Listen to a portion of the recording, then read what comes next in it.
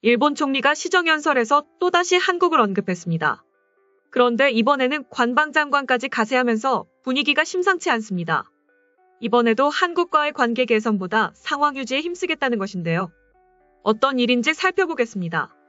기시다 후미오 일본 총리가 17일 국회에서 첫 시정방침 연설을 했지만 한국에 대한 언급은 단 한 문장에 그쳤습니다.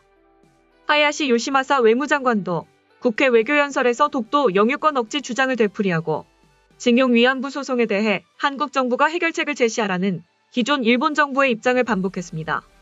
일본 외무상이 정기국회 외교연설 형식을 빌려 독도 영유권을 주장하는 것은 아베 신조 총리 내각 시절인 2014년 이후로 이번이 9년째입니다. 기시다 총리는 이날 오후 열린 정기국회 개회식의 시정방침 연설에서 한국은 중요한 이웃나라라면서 한국에 대해서는 일본의 일관된 입장에 근거해 적절한 대응을 강하게 요구하겠다고 말했습니다. 이번에도 저번 발언들과 차이가 없는 똑같은 입장을 밝힌 것입니다. 그가 말하는 적절한 대응이란 양국 간 최대 현안인 일제강점기 징용 피해자 및 일본군 위안부 문제와 관련해 한국 법원이 일본 기업이나 정부가 배상하라고 판결한 데 대해 한국 정부가 해결책을 제시해야 한다는 주장을 말합니다. 일본 정부는 이에 대한 배상은 각각 1965년 한일 청구권 협정과 2015년 한일 위안부 합의로 완료됐고 한국 법원의 판결은 국제법 위반이며 한국 정부가 해결책을 내놓으라는 주장을 고수하고 있습니다. 하야시 장관도 외교연설에서 같은 주장을 반복했습니다.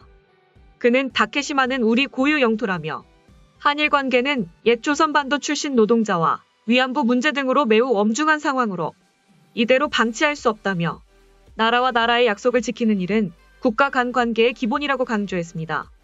이어 한일 관계를 건전한 관계로 되돌리기 위해 일본의 일관된 입장에 따라 한국 측의 적절한 대응을 강하게 요구하겠다며 기시다 총리가 했던 발언을 반복했습니다. 기시다 총리는 취임 직후 기자회견이나 첫 소신 표명 연설 때부터 한국에 대한 언급을 최소화해왔습니다. 그러나 매번 같은 대답을 내놓는 것에 대해서는 외교 결례라며 비판의 목소리도 나오는 상황입니다. 그의 발언은 한국의 부정적인 일본 내 여론과 3월 한국 대선을 감안할 때 당분간은 관계 개선을 꾀하기보다 언급을 최소화하고 기존 입장을 유지하는 것이 낫다는 판단 때문으로 보입니다. 그는 북한의 일본인 납치 문제에 대해선 가장 중요한 과제라며 납치 피해자의 귀국을 실현하기 위해 조건 없이 북한 김정은 국무위원장을 만나겠다는 발언을 반복했습니다. 다만 북한의 거듭된 탄도미사일 발사에 대해선 절대로 허용할 수 없다며 북한 미사일 기술의 현저한 향상도 간과할 수 없다고 언급했습니다. 그는 미사일 문제와 군사적 균형의 급속한 변화 등에 대응해 국가안보전략, 방위대강, 중기방위력 정비 계획 등 3대 전략문서를 연내 개정하겠다는 기존 방침을 재확인했습니다. 기시다 총리의 한국을 향한 변함없는 입장 표명은 조 바이든 대통령이 북에 대해 소극적 태도를 보이던 것과 상당히 유사해 보입니다. 일단 동맹국으로서 중간에 머무르며 한국과의 관계 악화를 우려하고 있으나 직접적인 대화 시도는 취하지 않고 있는 상황입니다. 한편 곧 이루어질 조 바이든 대통령과의 화상회담을 통해 한국을 대하는 태도와는 상반된 행보를 보이는 것을 확인할 수 있습니다. 전문가들은 탐색전만 추구해서는 발전은 없다라며 이러한 자세를 바꾸지 않는 한 동맹은 사실상 무의미다라는 것으로 의견을 모았습니다. 일본 정부가 계속해서 같은 입장을 취하는 것과 관련해 외국인들도 또한 납득하기 어렵다라는 글을 남겼습니다. 한 외국인은 SNS를 통해 일본이 아직도 독도로 트집을 잡는 이유를 모르겠다. 이미 한국은 신무기를 가지고 있으며 과거부터 독도를 수호하고 있다. 그런데 일본은 무엇을 하고 있지? 그리고 한국의 군사력은 일본을 3분 안에 제압할 정도로 강력한데 왜 그들과 협력하지 않는 건지 지금 가장 위험한 북을 경계해야 하는 상황이라고 지적했습니다. 또 다른 외국인은 앞으로의 동맹 유지가 의미가 있을까? 감정에 휘둘려 적과 아군도 구별하지 못하고 있잖아. 제일 가까운 나라에도 냉정한데 미국도 언제 당할지 몰라라고 지적했습니다. 다음은 해당 소식을 접한 일본 네티즌들의 반응입니다. 다케시마가 일본 땅이었던 역사를 주장해도 놈들은 그건 거짓말이라고 주장할 뿐입니다. 그보다는 우리 국민에게 진실을 알려준다는 점에서 이승만 라인을 말해야 한다. 정말 일본 외교는 서툴구나. 일본 정부님 정신 차리세요. 자민, 공명이 여당이기 때문에 좋기는 하지만 입법 민주당 등의 현 야당이 집권할 경우 다케시마의 일본 고유 영토 주장이 언제까지 계속될지 모르겠습니다. 이전에 해보에 부딪힌 어선을 아무런 소리도 없이 돌려보냈을 정도이기 때문입니다. 이 건에 대해 역대 정부는 정말 유감스러운 대응이란 말밖에 하지 않았다.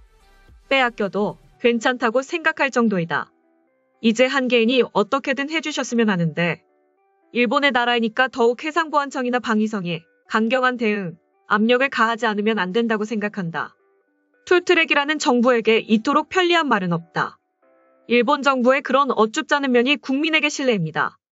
툴트랙이 아닌 원트랙밖에 없다고 목청을 높여 선언해야 한다. 한국에서 증거는 많이 있다든가 신증거 발견이라든가 인터넷 기사가 된다든가 하고 있지만 정부는 거기에 대한 반론이라든가 의심이라든가 등을 확인할 수 있는 곳은 찾지 못한 건지 왜 정부분들은 무반응일까? 반응한다고 해도 유감 표명만으로는 아무것도 변하지 않는다. 이걸 보더라도 정치 불신이 든다. 이제 흑백을 딱 가릴까요? 국제사법재판소에 제소해서 싸웁시다. 자기 나라 땅일 자신 있으면 거기서 싸우면 되잖아요. 다케시마 문제를 국제재판소에서 매듭 지어야 한다. 마찬가지로 센카쿠도 국제재판소에서 매듭을 지어야 한다. 일본은 대개 영토가 아니야. 명령하지 말라고. 어쨌든 불리한 입장이 되니까 소리치지 마라고 외치는 게 아닌지. 뭐 싫다면 철회 요구가 아니라 단교, 인적교류 정지라도 선언해줘. 가능하다면 말이야. 한국이 계속해서 시간 끌기로 해결할 생각이 없다는데 일본이 무엇을 믿고 그 나라를 의지하겠느냐. 국제사회를 향해 모든 수단을 동원해 강력히 주장 발신해야 한다. 저런 자세의 외교는 안 돼요. 미루지 말고 확실하게 보여줍시다. 다케시마 문제도 이제 마무리 지어도 되지 않을까? 위안부 문제도 징용공 문제도 제대로 매듭 짓자. 한국이 주장하는 다케시마는 울릉도 옆에 있는 작은 섬으로 일본의 다케시마와는 다르다는 것은 확실하니 빨리 일본은 이것을 주장하기 바랍니다. 알기 쉬운 보복 조치만이 그 나라가 이해하기 쉬울 것이라고 생각합니다. 세 번째 유감도 효과가 없을 것이 뻔하죠. 역사를 직시하세요. 제2차 대전 후에 국제적으로 인지된 영토선 긋기를 일방적으로 파기하고 불법 점거하고 있는 역사를 일본 정부는 주장이 너무 안이하다. 한국을 여기까지 오게 한 것은 일본의 대응이 아니해서 그렇다. 좀 더 세게로 발신해야 하지 않을까. 강력한 보복 조치가 없는 한 한국은 계속해서 가만히 있을 것이다. 아무런 타격이 없는데 일본의 말을 들을 리가 없겠지. 스스로 시간만 낭비하게 될 뿐이야.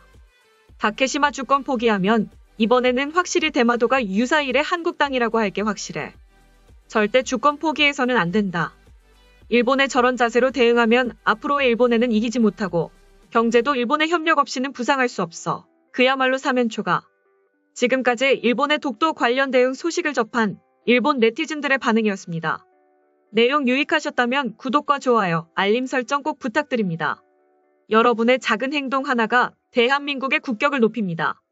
이 세상 모든 소식을 담은 오린박스는 내일도 최선을 다하겠습니다. 감사합니다.